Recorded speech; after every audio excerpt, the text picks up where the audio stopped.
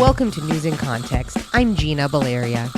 In this episode, we explore the First Amendment aspects of voting, elections, and campaigns. In particular, how voting and related activities might be considered speech, and how the Supreme Court has come to view the First Amendment's role, or lack thereof, in voting. My guest is Lata Nott, Fellow for the First Amendment at the Freedom Forum, and Deputy Policy Director for the voting rights organization, State Voices. Welcome. Glad to have you on. How does the First Amendment play a role in U.S. elections? Well, the First Amendment protects a lot of activities that are related to voting in elections. It protects expressing your political views in your polling stations and signing petitions to put initiatives on the ballot. It protects receiving news coverage on various candidates. It affects how candidates are presented on that ballot. It does all of these things that are adjacent to elections, but it stops short of protecting voting itself. Some of my favorite voting rights lawyers, like Armin Derfner, who is a big proponent of the Voting Rights Act and a hero of the civil rights movement, he said once that it just seemed kind of obvious that registering to vote and casting a ballot, that those things are acts of free speech and should be protected under the First Amendment. But, that's just not how the Supreme Court sees it. It does not view voting regulations in the same way that it views speech regulations. So I've always thought that even if you don't consider voting to be speech, it just seems kind of strange that the two concepts are considered so differently under the law. Right. Why do you think that is? Why do you think voting doesn't get that protection? It's hard to say one reason why that is. Except that that's just how the law developed. And there's a lot of pontificating I could do, it reflects how we're kind of ambivalent about democracy in general and everybody having the right to vote. Or it could just be that we have this idea that's come up that voting is a privilege and not a right. Why that is, again, I think that's kind of an anti-democracy sentiment, but suffice to say, that is the way it is, unfortunately. And that's how I feel about it as well. But when you look back at the history of voting in the U.S., it started out restricted. It started out with just white landowning men. So even though it feels obvious to you and obvious to me that it's a speech issue, that wasn't how the Founding Fathers viewed voting. They really did see voting as this privilege. So I'd love for you to talk a little bit about how voting was conceived of initially and how it's evolved. You're right. In the founding of our nation, the founders, they didn't believe in universal suffrage. They believed in suffrage for white landowning males. They were generally kind of distrustful of this idea of majority ruling. They actually feared that the Democratic majority would be tyrannical and would run roughshod over all the things they held dear. That's why in the original Constitution, people don't vote for senators in their state. Their legislature selects the senators. Most of the framers of the Constitution were yep, nope, absolutely, that makes sense. We love that. They're very ambivalent about the idea of democracy. I would say that a lot of the things that we think of as enshrined in the Constitution, I'm not really sure if the framers thought of free speech the way that we think of free speech.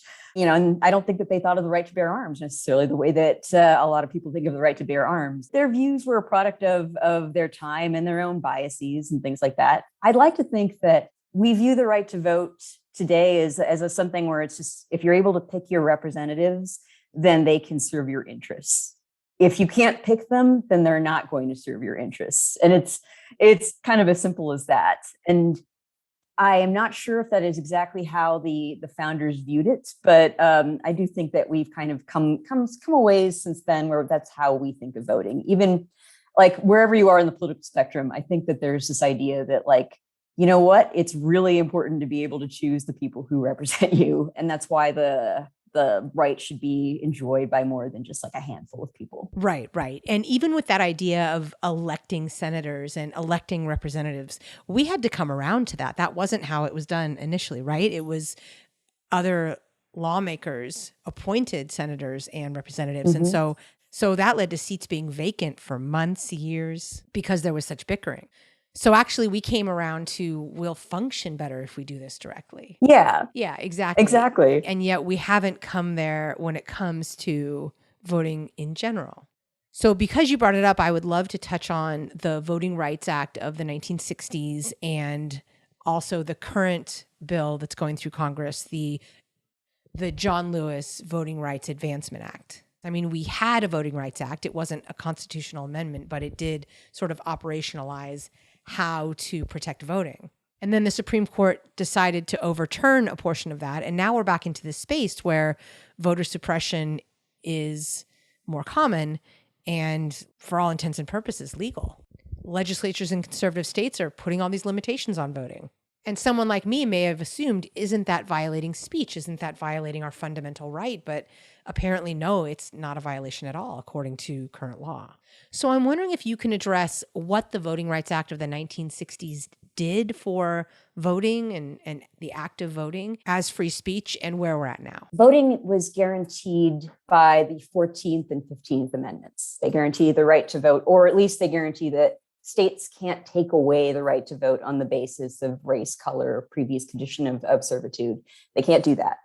The Voting Rights Act was passed because while it's great that those two amendments were there in the Constitution, there was no enforcement mechanism for them. You know, it's like, okay, well, I feel that the state didn't necessarily deny me the right to vote outright, but it created a crazy literacy test that only applied to people of a certain color, you know, and it was stuff like that where it's just like, there's got to be like some mechanism for saying that come on, you're violating what those amendments were intended to do. And that mechanism was the Voting Rights Act.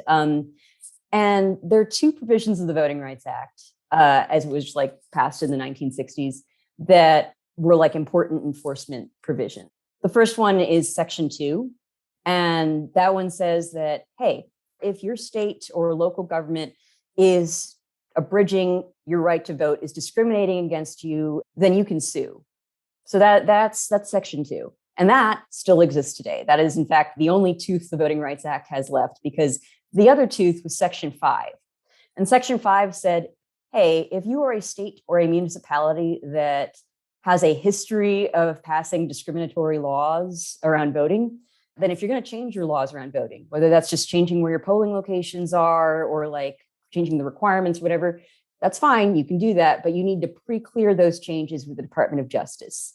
And the whole idea was that this is a federal law that passed, and these are ways that the federal government can make sure that the states are actually respecting voting rights by allowing people to sue in federal court and by having a federal agency, the Department of Justice, like approve of any changes in voting laws, at least where like there's a history of discrimination.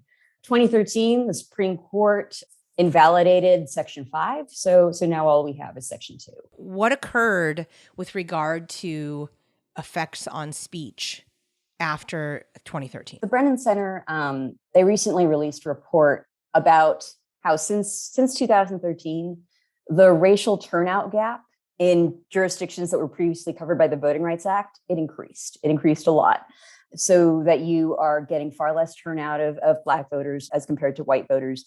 And these are in counties and states where there was a history of racially discriminatory laws. So if you look at that, like the lack of that protection, like the laws and policies and regulations that have gone in place and didn't need to be pre-cleared, that has had an effect. In the last 7 years, it's been 7 years, 8 years, I suppose. Like that's the main change that's happened. And then you see that effect, that decrease in turnout. Now, I would relate this to a free speech thing in the sense that my ideal of elections is that people participate in them, and that more participation means more voices in the conversation, means representation that truly serves everyone. It kind of goes back to this principle that's, I think, like both a voting and a speech principle: one person, one vote. Everyone should get one vote. Everyone should get equal say in our democracy. And when you have this disparity in turnout, it doesn't seem like you are. And in fact, a concept under the First Amendment is content discrimination. That's bad. You can't discriminate against people based on what they've got to say or who they are. You can do things like place restrictions on like the time and place and manner, but like if you craft that restriction, so it's like I've crafted it so carefully that this group of people I hate will not possibly be able to meet it, then that's viewed as like, come on, that's content discrimination. And I think when you have laws that you've crafted in such a way that they exclude, honestly, they exclude people who you think are going to vote in a certain way. They exclude people who you think will not vote for you. I think that I would draw that as content discrimination. And I understand the Supreme Court might disagree with me there, but I think that that's an argument that can be made, that there's a reason why you want some people to vote and other people not to vote, and it's because of the way you think that they're going to vote. Right, and that on its face appears to be something that's antithetical to what I see, or what a lot of people see as what the U.S. is supposed to be about. Now, you mentioned earlier that the Supreme Court or that the high courts haven't generally agreed with this. Has that been consistent, or is this just the current Supreme Court? Well, the big moment where I kind of like felt quite disappointed as a First Amendment advocate and a voting rights advocate, that would have been like in 2019, just a few years ago. There were a couple of cases that the Supreme Court heard that were challenges to extreme partisan gerrymandering. One of them was brought by North Carolina plaintiffs, and they were saying that, hey, the state is discriminating against Democrats with its redistricting plan. And the other was brought by Maryland plaintiffs saying, hey, the state is discriminating against Republicans with its districting plan. And in both of these cases, the plaintiffs said that their First Amendment rights had been violated because the government was penalizing them for their political views by reducing their ability to elect the candidates of their choice, which I think is, to me, I'm like, no, that actually makes sense. There is a reason your districts are being drawn that way. It's not just because they hate you. It's because they think that you'll vote in a certain way. But, the court dismissed this idea and basically was just like, no, sorry, not a First Amendment issue. Plaintiffs are still free to like speak and dissociate and whatnot, regardless of how their districts are. If you want to do something about it, that's not for the courts to really weigh in on.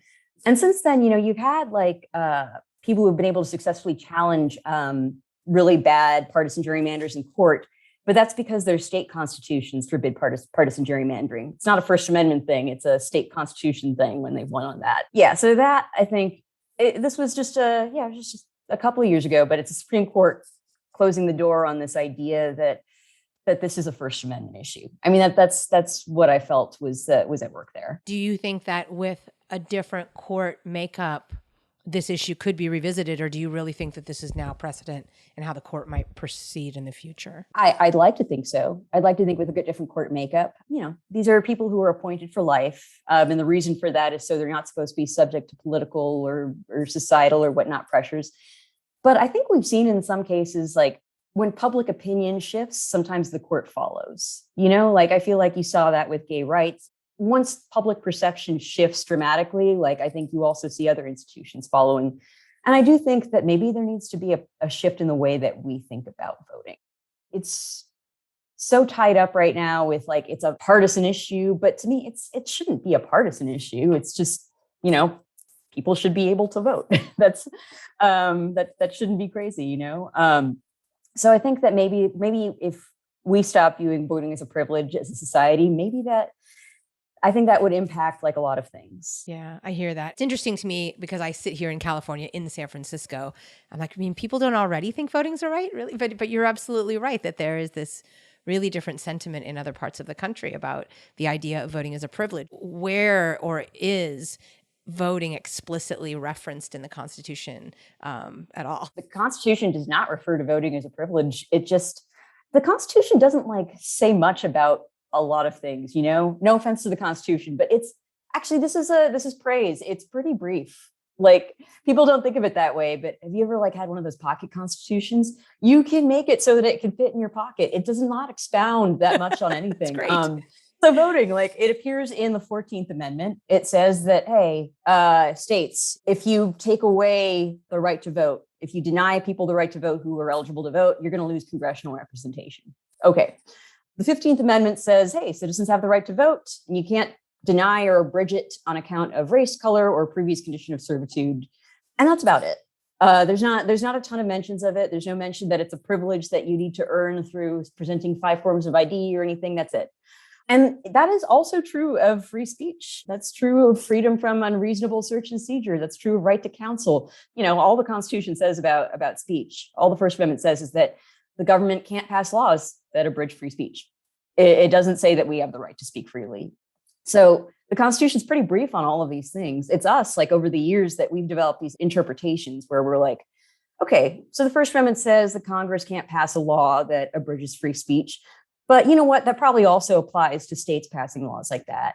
And you know what? I mean, I think that implies that we have the right to speak freely, and that the government just can't place a bunch of conditions on it and say, oh, that's okay. We're not actually abridging your ability to speak. You know, we say all of that. For whatever reason, that's not how the right to vote has been interpreted. It's not described any differently in the Constitution, but we somehow have been like, well, of course you can make voting dependent on literacy or residing in the community for so many years or lack of a criminal record or all that stuff. You would never place those conditions on freedom of speech or on freedom from unreasonable search and seizure, but you do it for voting, and they're not really described any differently in the Constitution, I would say. You're listening to News in Context. I'm Gina Valeria. We're talking with First Amendment expert Lata Nott about the role of speech in voting. You brought up gerrymandering, but the role of money in elections and the role of special interests, because this is, I think, another piece that we have to talk about that informs us or misinforms us. And there is actually now a Supreme Court case, Citizens United, that gives money a voice or gives corporations a voice in a way that we didn't and I hadn't conceived of until that moment. Would you talk a little bit about sort of the role of money, the role of corporations, the role of special interests, and maybe how to, or is there a way to balance that with the idea of getting straightforward, nonpartisan information? You mentioned Citizens United a little over 10 years ago, I think that was. The Supreme Court said that money is speech, or like more accurately, it said that you can't place limits on how much money people and corporations can donate to a campaign, because that's placing limits on their political expression. And it's one of those things where you look at that and you're like, it's a legal argument. I've read the legal argument. It's not a bad legal argument. I mean, you make the analogy that it's like you can't place limits on how much the press can spend in its reporting. In the same way, for a lot of people, a part of their political expression, their activism is donating to campaigns. It's one of those things where you read the argument and you're like, yeah, no, I understand. Like, I'm going from point A to point B. But the practical result of that is that you dramatically expand this already outsized political influence of wealthy donors and corporations and special interest groups. So I can't say that I'm a huge fan of that. It does run contrary to like the principles of democracy that we've talked about, like the idea of one person, one vote, because money amplifies your vote, right? The things that I like to counter to this effect are like other practical reforms that practically change the landscape, like publicly funded elections would help counter the influence of extremely wealthy donors, and things that empower small donors, like matching smaller dollar donations with like public funds, or just laws that like ask for more transparency in election spending. Many of these are actually built into like the For the People Act, which passed the House of Representatives and was recently filibustered in the Senate. An offshoot for me of the whole money in politics is the social media angle, because social media is sold to us and we all kind of thought it would be, oh, it's going to democratize everything. But instead, it is, again, corporate interests with quite deep coffers deciding how information gets to us, what the algorithms are, what we see and don't see. And we have some choice, and I get to decide who I follow and who I like and all of that. But otherwise, I can't control exactly what I get in my feed.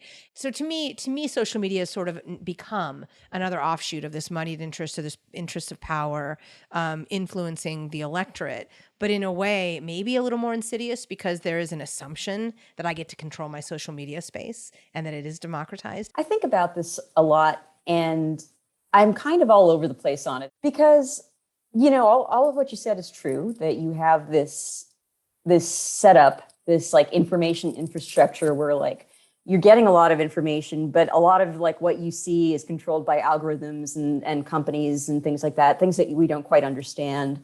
And there's a question like, how much does that impact like what we know about the world around us and about our behavior and all of that?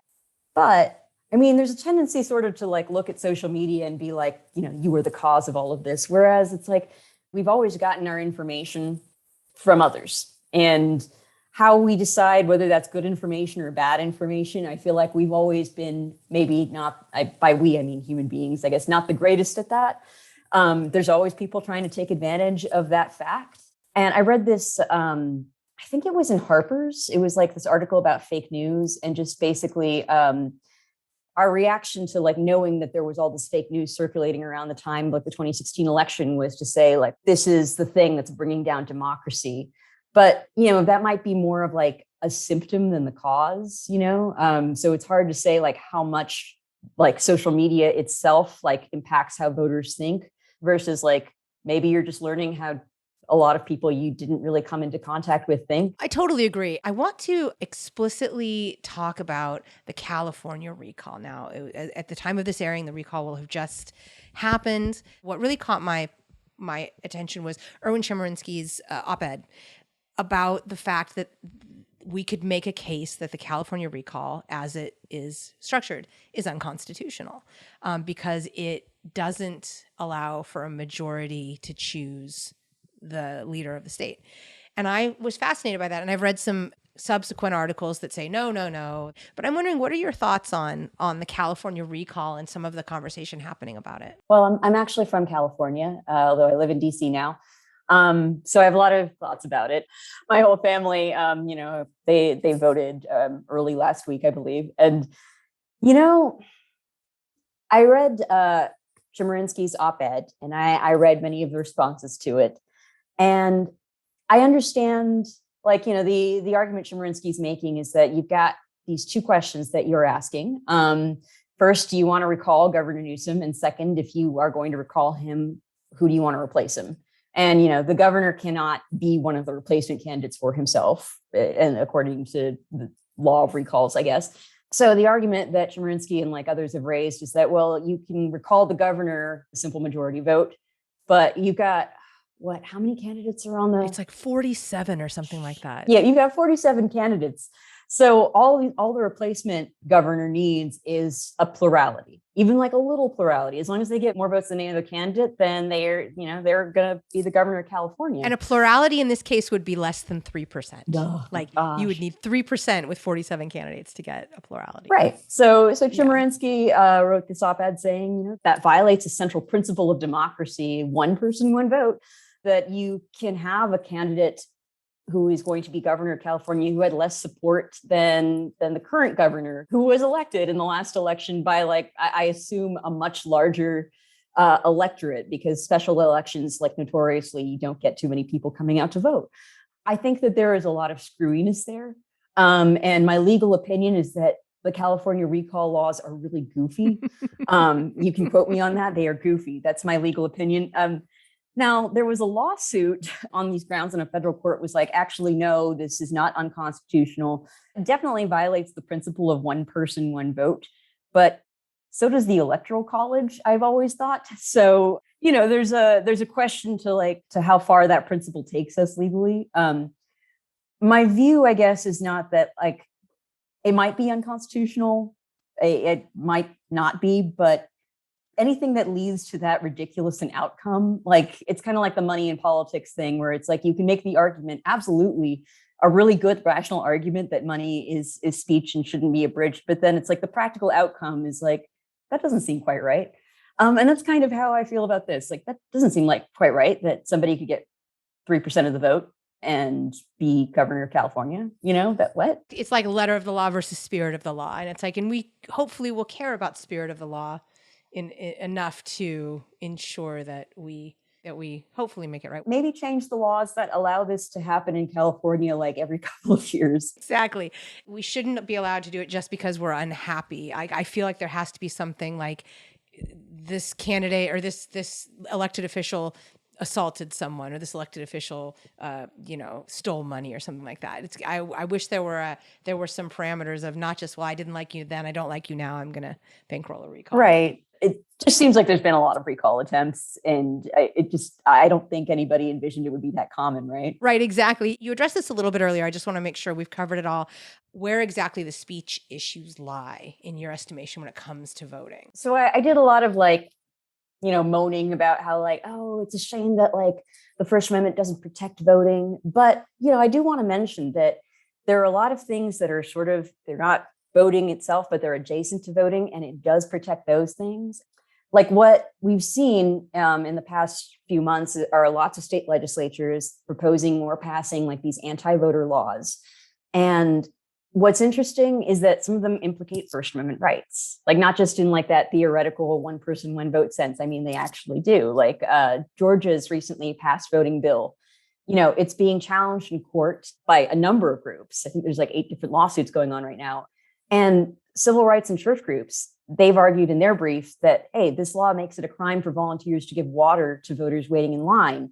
But giving water to voters waiting in line, that's like the type of interactive communication that it's about political change. And they describe it as the core of political speech, which makes sense when you think about it, where it's like, hey, if you view donating money to a campaign as political expression, giving water to voters, you're not even giving water to like specific voters. You're giving water to all voters waiting in line. You can see that as like, this is your way of saying like, we support your right to vote. That's like the interactive communication that goes on between civic engagement groups and volunteers and voters. And then there's other stuff where like the Georgia First Amendment Foundation, they're suing too. And what they're suing under is Georgia laws, like they have all these limitations on observing and photographing different aspects of elections. Like they would make some of these things like a criminal act. And that's like, well, now you might be punishing just this routine First Amendment protected news gathering that journalists do, or that interested watchdog citizens do. And then like you have this whole set of restrictions in the law around distributing absentee ballot applications to voters and things like that. That's what Get Out the Vote volunteers do. They do it to encourage political participation. And I would argue actually that is political speech. That's what they're doing. They're giving you an absentee ballot. Sometimes like, you'll get an absentee ballot that has like your name filled out in it already, like you'll get one in the mail, and that, the Georgia law says, no, you can't do that. Absolutely not. You're subject to huge fines if you do that. I think that is a burden on political speech and political expression. And the expression is just to encourage people to register to vote or to vote in an election. And I feel like all of these examples, like, I think they make it clear that voting does not happen in a vacuum. Even if you totally disagree with me and you're like, nope, the First Amendment, it doesn't have that much to do with voting rights. Come on, it shouldn't protect voting rights. That's fine. But like, you got to admit that voting is sort of like, it's the culmination of a lot of First Amendment acts. A lot of speech goes into it, a lot of press, petition, association, like all of that stuff surrounds elections. Like if you are a voter, like think about like, did somebody offer to help you register, like a volunteer in a civic engagement group? Well, they were expressing their speech rights. If you learned about the candidates, you were learning about them because of freedom of the press.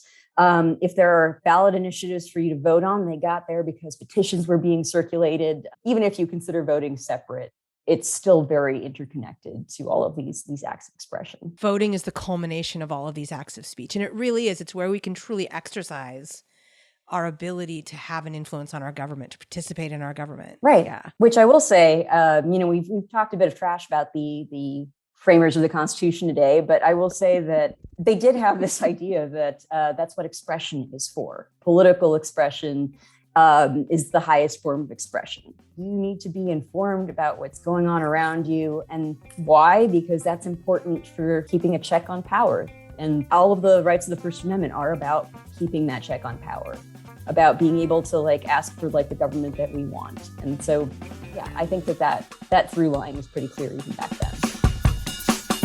Thank you to my guest, Lata Nott, First Amendment Fellow at the Freedom Forum and Deputy Policy Director for the voting rights organization, State Voices. Music in this episode includes Spring Fling by Track Tribe and The Heist by Silent Partner.